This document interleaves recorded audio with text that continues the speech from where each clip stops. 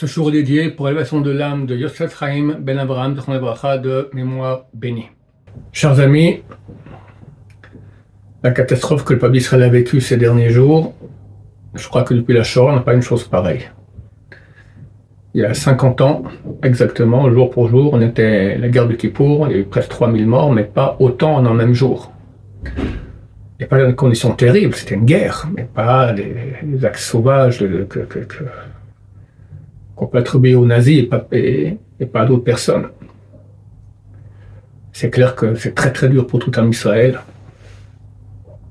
Et tout le monde me demande qu'est-ce que je pense. Alors, d'abord, je ne suis pas le secrétaire du bon Dieu, ni le secrétaire du Mashiach. J'attends Mashiach avec impatience. Je sais que je le verrai parce que le grand de la génération m'a dit que moi et mes parents, on verra Mashiach. Donc j'attends avec impatience. Et je pense que le processus était enclenché de la fin. Pourquoi je pense cela? D'abord, il faut comprendre que on vit une histoire. Il n'y a pas simplement qu'on est là, et puis il y a une guerre, et il y a les Arabes qui nous tirent dessus, etc. On vit une histoire. On a été chassés de la terre d'Israël parce qu'on se comportait mal depuis 2500 ans, premier exil. Et on a été poursuivis, toutes les souffrances terribles que le peuple d'Israël a survécues, et revenu en terre d'Israël. Et ça, c'est tout à fait anormal. Et c'est écrit. Je recommande beaucoup à tout le monde de lire Yecheskel chapitre 36, qui raconte cette réalité. Dieu nous ramènera, peu importe dans quel pays on sera, nous ramènera en terre d'Israël. La terre qui était aride va donner ses fruits de façon abondante. Il n'y a pas de miracle plus grand que ce qu'on appelle le miracle agricole israélien. Aujourd'hui, les plus grands agronomes sont israéliens. La Gemara dans le traité Sanhedrin, page 98a, dit n'a pas de signe plus clair de la fin. Ce verset justement de Yecheskel 36 qui dit « Ô vous, terre d'Israël, donnez vos fruits pour mon peuple qui est prêt de revenir. » La terre sans que le peuple d'Israël va revenir, elle a donné ses fruits. Là-bas, c'est écrit que les villes détruites seront rebâties. C'est le cas aujourd'hui. Et Dieu va jeter sur nous des eaux purifiantes pour purifier notre cœur, changer notre corps de pierre en corps de chair, afin que nous allions dans ses lois. C'est la tchouva. Il n'y a jamais eu de l'histoire un mouvement de tchouva aussi grand qu'il y a aujourd'hui en Israël. Donc, pas plus depuis 40 ans. Mais aujourd'hui, cette année, et dernièrement avec les événements avec la gauche, tout ça, c'est encore plus fort. Tous les gens qui comprenaient, qui étaient ni là ni là, quand ils ont vu les actes barbares de la gauche, ils se sont dit c'est pas possible. Et ils se rapprochent de la Torah. C'est clair que Dieu fait tout cela, il veut rapprocher, il veut ramener son peuple parce qu'il veut amener Mashiach. Et le chapitre, ça c'est le chapitre 36, chapitre 38 et 39 parlent de la guerre de Gog ou Magog. Alors, le texte qui parle là-bas de la guerre de Gog ou Magog n'a pas à voir avec ce que nous sommes en train de vivre actuellement. Mais normalement, comme j'expliquais durant ce cours-là, à mon avis, on a commencé Gog ou Magog. Là-bas, ce texte, donc le chapitre 38 et 39 de Yecheskel, parle de roi Gog, qui est le prince suzerain de Magog. Gog, c'est le surnom du roi, Magog, c'est le surnom de son pays. Et c'est marqué qu'il c'est le suzerain, le chef de Meshech et Tuval. Meshech, c'est Moscou. Il y a un Talmud de Jérusalem, c'était écrit il y a 1500 ans, qui donne le nom. Un nom qui ressemble à Moscou, quoi, plus que Meshech. Meshech aussi, ça ressemble beaucoup à Moscou. Tuval, il y en a qui ont dit que c'est Tbilissi. Une ville qui est au bas de la Russie, exactement au nord de Jérusalem. Et ils viennent attaquer Jérusalem, accompagnés avec tous les peuples de la terre, comme un ouragan, des millions de soldats. Et Dieu se dévoile, et ils sont ratatinés, pas par Tzahal, mais par Dieu. Et tout le monde reconnaît la grandeur de Dieu, et c'est la fin de l'histoire. Néanmoins, ça c'est l'achèvement de Gog ou Magog. À mon avis, on a commencé Gog ou Magog déjà maintenant à Sukkot. Pourquoi je pense cela? D'abord, c'est écrit, on a une Kabbalah, une tradition qui provient de Rav Chai Gaon, un des grands rabbins au 8e siècle, qui dit que Gog ou Magog aura lieu pendant Sukkot. Et cette attaque de Hamas, de Gaza, a lieu Simchat Torah, qui est encore Sukkot. La Gemara dit que, bien que sur certains aspects, c'est une fête différente, mais c'est encore dans le cadre de Sukkot. Quelqu'un qui n'a pas amené le sacrifice qu'il aurait dû amener à Sukkot peut les amener encore à Simchat Torah, c'est encore considéré comme Sukkot. Donc la date correspond. Il y a un rabbin sur Internet israélien qui s'appelle Rav Zitzhot, qui a fait quelques années, qui parle, qui est en contact avec les grands tzadikim cachés de la génération, qui disent que Mashiach va arriver bientôt. Et comme je le fais moi-même, il recommande beaucoup aux Juifs de faire tchouva parce que Mashiach va arriver. Et avant les fêtes, avant Rosh Hashanah, il a dit voilà, sachez que ces tzadikim ont prié beaucoup Hachem pour que Dieu repousse la Géoula, repousse la venue du Mashiach. Pourquoi? Pour qu'il y ait plus de gens qui puissent faire tchouva. Déjà, les grands de la génération de 30-40 ans, le Rav Benson Shaul Zatzal, il a dit tout est prêt pour que Mashiach vienne. Mais dans le ciel, il y a des millions de parents, de grands-parents, d'arrière-grands-parents qui prient Dieu. Dieu attend que mon petit-fils, mon arrière-petit-fils, mon fils fasse tchouva. Parce que si Mashiach vient et le type n'a pas fait tchouva, c'est fini, il passe pas. Pas tout le monde verra Mashiach. Alors Dieu a repoussé. Et là maintenant, la veille des fêtes, il a dit, bon, les tzadikim m'ont dit, c'est terminé. Dans le ciel, ils ont dit, on n'attend plus, ça y est, maintenant ça vient. Donc, ça me fait dire, écoutez, je répète, je ne suis pas secrétaire du Mashiach ni du bon Dieu, je ne suis pas non plus sur Rav Zitzhot et le secrétaire du bon Dieu. Si ces choses-là sont vraies, elles sont vraies. Sinon, on s'est trompé, ce n'est pas la première fois. Mais comme je vais expliquer maintenant, je pense que les jours qui suivent vont confirmer ou infirmer ce que nous disons. Et je vais expliquer aussi pourquoi. Alors, je vous dis tout de suite, ces grands rabbins, le Rav Shaul Zatzal et le Rabbi Lubavitch, ont dit, bien qu'il y aura Gog ou Magog, il faut qu'il y ait cette guerre-là. Néanmoins, toute la douleur inhérente à cette guerre est passée dans la Shoah. Ils ont dit, c'est pas possible qu'on ait une deuxième fois une chose grave comme la Shoah. Je dis pas non plus qu'il y aura rien du tout. Preuve en est ce qui s'est passé ce dernier Shabbat. C'est une souffrance terrible. Mais bon, c'est pas comparable à la Shoah. Et j'ai amené une preuve dans les textes à cela, à ce qu'ils disent ces grands de la Torah. On a un prophète, le plus grand prophète de tous les temps, Goy, Bil'am. Dans Bamidbar, chapitre 24, il tente à plusieurs fois de maudire le peuple d'Israël. Dieu change la malédiction en bénédiction. Et à la fin, il fait une prophétie concernant la fin des temps. Il dit à Balak, le roi qui lui a loué ses services, il dit, je te raconte ce qui va se passer à la fin des temps. Et la dernier verset est le suivant. Il dit, Oi, malheur, Mirye Misumuel, qui pourra survivre par rapport à cela, par rapport au décret que Dieu va placer. Vetsim Miyat Kittim, et des flottes armées viendront de Kittim, ce sont les îles éloignées. Ve'inu Ashur, et ils vont persécuter Ashur. Ashur, c'est le pays d'Assyrie, l'Irak actuel. Ve'inu Ever, et ils vont persécuter Ever. Ever, il y en a qui disent que ce sont les Ivrim, les Hébreux, il y en a qui disent que c'est Ever Nahar, Rachid dit comme ça, Ever Nahar, c'est le peuple qui est l'autre côté du fleuve. Le côté de l'Euphrate, en fait, c'est la Perse. Ça, c'est le dernier verset, excusez-moi, le dernier verset de la Torah qui parle de la fin des temps. Qui commence par un mot terrible, Oi, malheur. Il n'y a aucun endroit dans la Torah où on parle du peuple d'Israël avec ce mot-là, Oi. On parle auparavant d'un autre peuple, aussi les Moabites, Oi. Mais là, c'est d'Israël, ça veut dire un malheur terrible. Missou Moël, par rapport au décret que Dieu va mettre. Qui sont ces décrets-là? Baruch Hashem, il y a quelques années, j'ai découvert que la valeur numérique du mot Moël, la même valeur numérique que le mot Adolf Hitler, avec le Kollel. Adolf avec le Kollel et Hitler avec le Kollel. Donc ça correspond. Oi, malheur, qui pourra survivre par rapport à Adolf Hitler et Marshmon Babel Zichro. Néanmoins, il y a un midrash qui est le plus vieux de tous les midrashim. C'est le Pirkei de Rabbi Eliezer. Rabbi Eliezer, on dit que c'était le Gilgoul de Moshe Rabbeinu. Le premier rabbin qui est cité dans la Mishnah et dans la Gemara, on l'appelle Eliezer Agadol, le grand Rabbi Eliezer. Donc un homme d'un calibre énorme. Et le plus vieux des midrashim que nous avons, c'est lui qui l'a écrit, Pirkei de Rabbi Eliezer. Et là-bas, il cite ce verset. Il dit, c'est qui ce Sumo-El? Il dit, El, c'est le nom de Dieu. Sumo, c'est écrit dans la Torah sans il y a deux vav. Sin, vav, mem, vav. Le premier, il est escamoté dans la Torah. Donc en fait, on peut lire Ushmo-El. Mirie, qui pourra survivre par rapport à Shemo-El. Shemo-El signifie l'entité dont le nom est El. Rabbi Eliezer explique qu'il y a deux peuples qui ont le nom de Dieu El dans leur nom. Israël et Ishmaël. Ishmaël, donc l'Ishmaélite. D'où l'expression de Bil'am, Oi, malheur qui vivra à cette époque-là. Et d'après le Pirkei de Rabbi Eliezer, ce sont les Ishmaélites qui vont faire tous ces malheurs. Alors moi je pense que les deux sont vrais. C'est-à-dire, l'essentiel de la souffrance, Baruch Hashem, est passé dans la Shoah.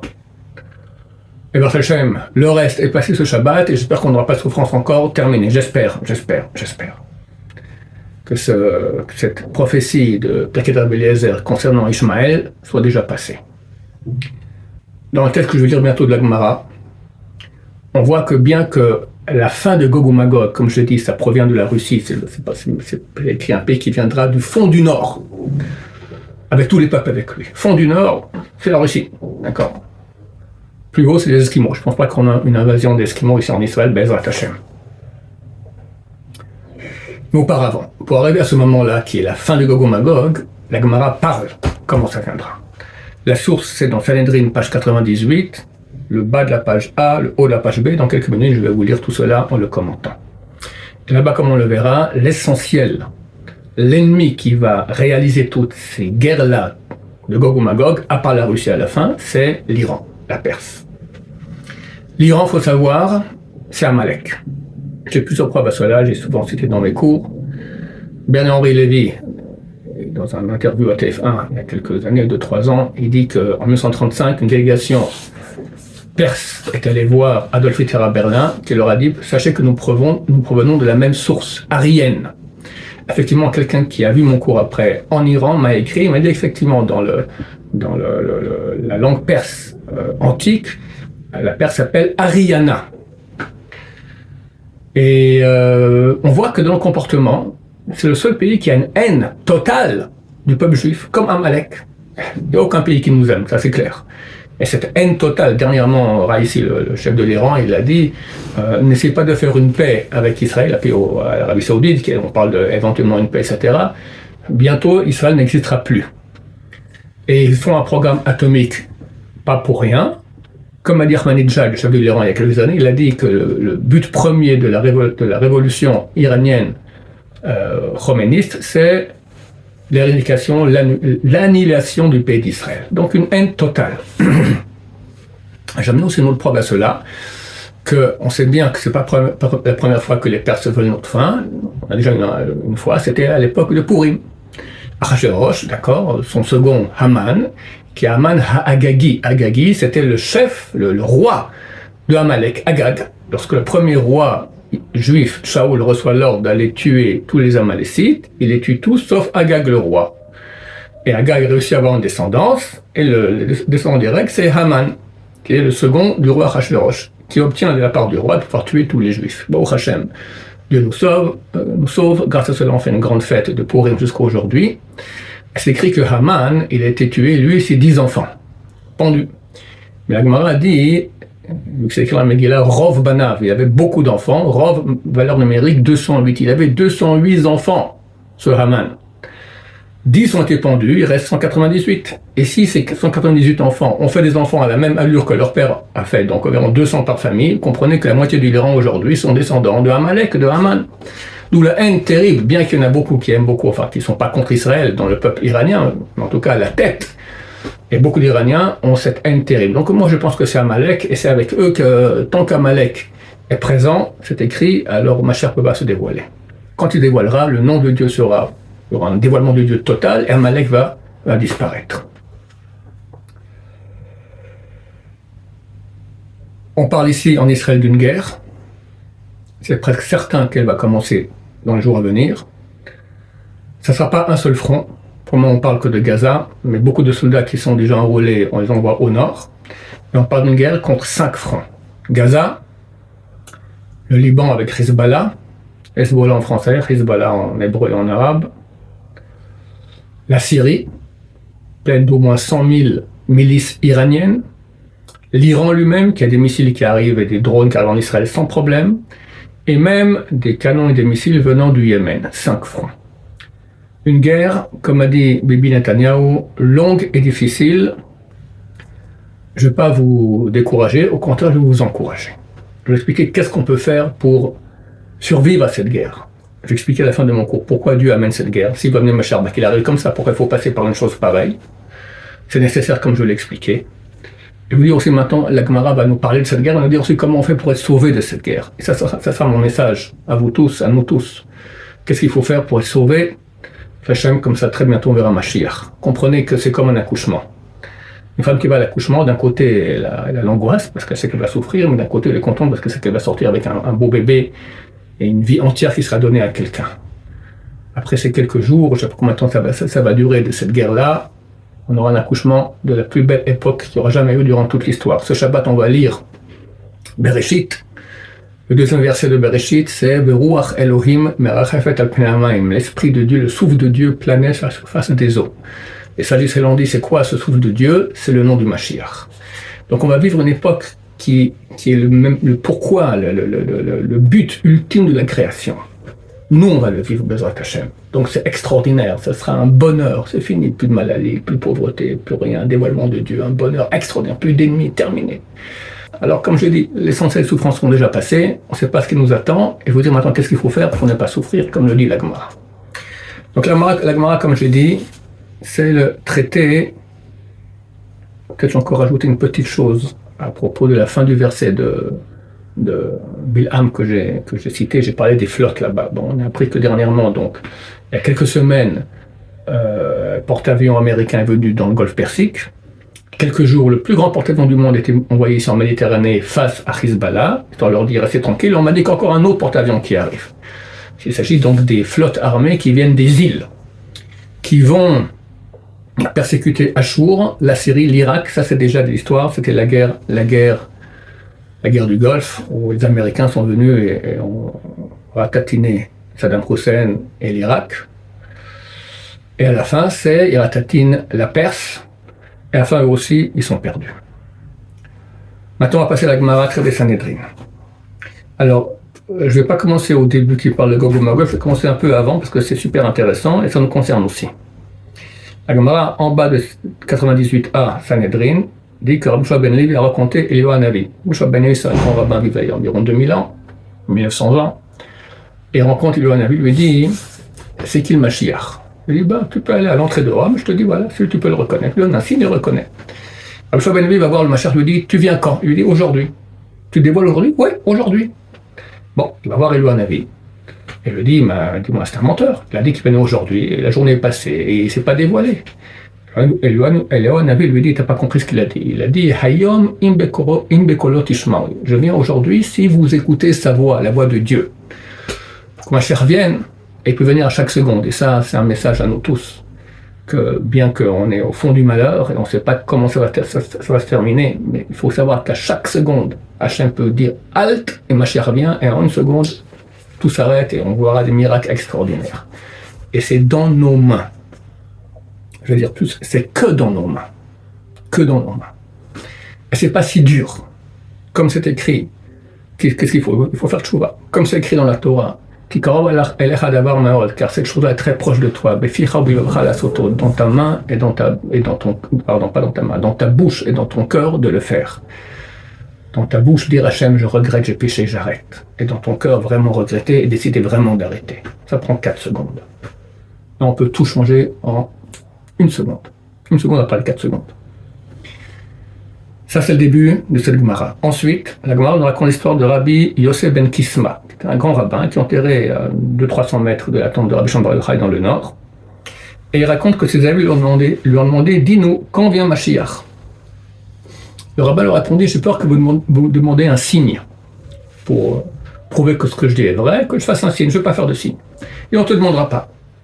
On dit, ok, alors, quand ce portail va tomber et ça reconstruit, et va retomber et ça reconstruit, et va retomber, on n'aura pas le temps de le reconstruire que Ben David, le fils de David, le Mashiach, se dévoile. J'ignore le sens de cette Gemara. Peut-être c'est juste les guerres mondiales. Première guerre mondiale, le portail est tombé, il est reconstruit. Deuxième, il tombe, il est reconstruit. Troisième, on va rentrer dans des guerres qui restent même de devenir une guerre mondiale. On n'a pas le temps que ça finisse, déjà que Mashiach y vient. Je ne sais pas si c'est la vraie explication, peut-être. Et là, maintenant, chers amis, on rentre dans le vif du sujet. Non, alors, attendez, la fin de ce Gemara. Alors, les élèves lui ont demandé, donne-nous un signe. Et il m'avait dit que vous ne demandez pas un signe. Ok, allez, quand même. Bon, alors, si j'ai raison, que les eaux de la source du Pamias, c'est marqué Pamias dans la Gemara, mais on sait que c'est le Banias, qui est au nord d'Israël, au bas du Golan, que ces eaux se transforment en sang. Et à ce moment-là, ces eaux se sont transformées en sang. Et la Gemara continue et dit, lorsque Rabbi Yosef ben Kisma était agonisant, il a dit, enterrez profondément mon cercueil.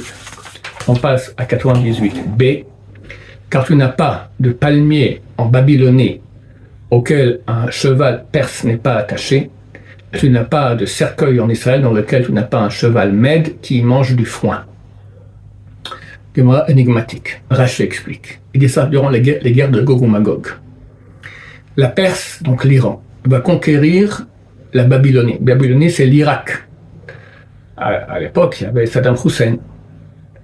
Et une guerre terrible entre 80 et 88, je me sens bien, où il y a des millions de morts entre la Perse et l'Irak. Ils ne savaient pas du tout. Mais lorsque l'Amérique est venue, elle a descendu Saddam Hussein, le pays est devenu vide. Moi, je connaissais cette Gemara, j'ai dit, alors, qu'est-ce qui va se passer? Maintenant, les Iraniens peuvent rentrer en Irak. Il y avait encore la Syrie qui empêchait. Une guerre civile, il n'y a plus de Syrie, et les Iraniens sont maintenant en Syrie, en Irak. Au moins 100 000 milices iraniennes. C'est un front. Donc nous, on a le front avec le Liban, nous c'est un front avec le Golan, qui est anciennement Syrie, d'accord, c'est encore la Syrie. Mais c'est plus des soldats syriens, c'est des soldats iraniens qui sont là-bas, ou des soldats syriens qui à la solde des Iraniens. Donc les paroles de Rashi se réalisent. Suite de la Gemara. Adi Oula. J'aime bien dire, petit moyen mnémotechnique, souvenir du rabbin, oulala. Adi Oula. Qui viennent et que je ne le vois pas. Je ne veux pas être présent quand Machar reviendra, tellement les souffrances de Gog Magog seront terribles. Et moi, je vous rappelle, c'est passé dans la Shoah, donc ne pas rentrer en panique. De même a dit Rabba, qui viennent, je ne veux pas être présent quand il viendra. Je trouve un petit signe intéressant, si on prend la dernière du mot Oula, Aleph, et les mots qui viennent après, donc on peut lire Ayatollah Khamenei. Donc on sait que Raïssi, c'est le chef d'État de l'Iran, mais le grand responsable spirituel, l'Ayatollah, il s'appelle Khamenei. D'accord? C'est écrit dans la Gemara il y a 2000 ans.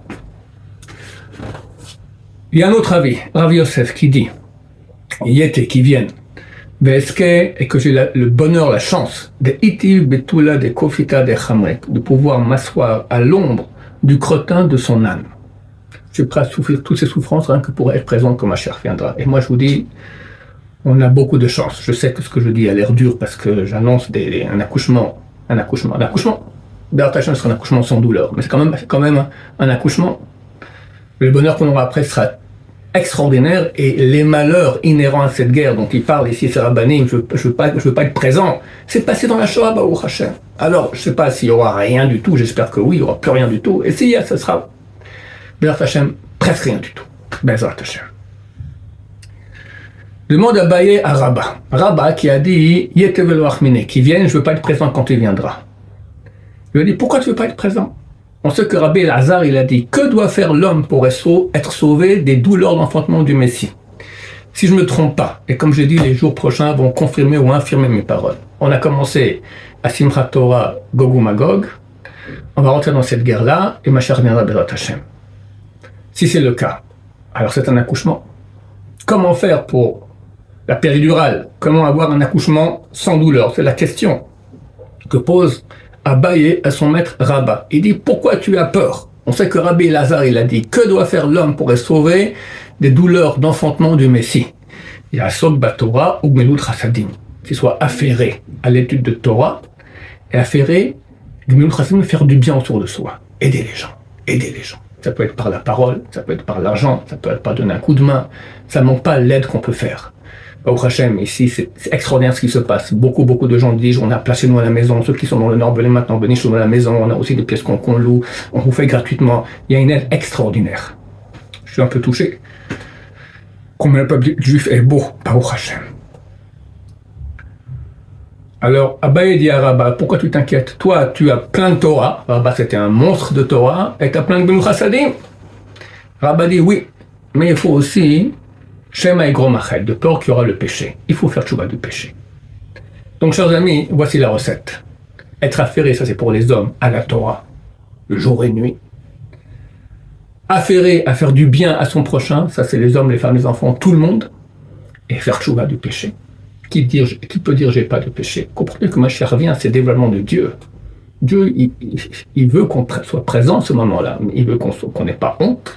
faut pas qu'on soit avec des taches terribles. On verra toutes les taches. Les taches, c'est pas la sauce tomate que tu auras sur ton costume. C'était pas la shonara. C'est pas fait un Shabbat parfait. Tu t'es pas habillé avec snio. T'as regardé les filles dans la rue. T'as menti. T'as été magouilleur, d'accord? Qui peut dire je suis propre de tout ça?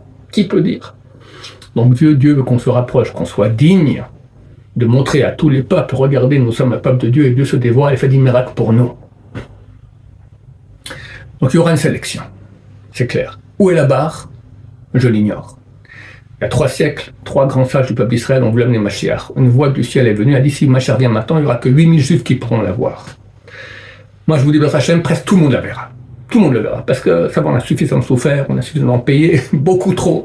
Et il y a un mouvement de tchouva, Blainara, qu'on n'a jamais eu de toute l'histoire. Il n'y a jamais eu de tchouva comme ça. Une seule fois à Pourim, c'est parce qu'il y avait une menace de mort. Alors, on a fait tchouva par la mort, à cause de la mort.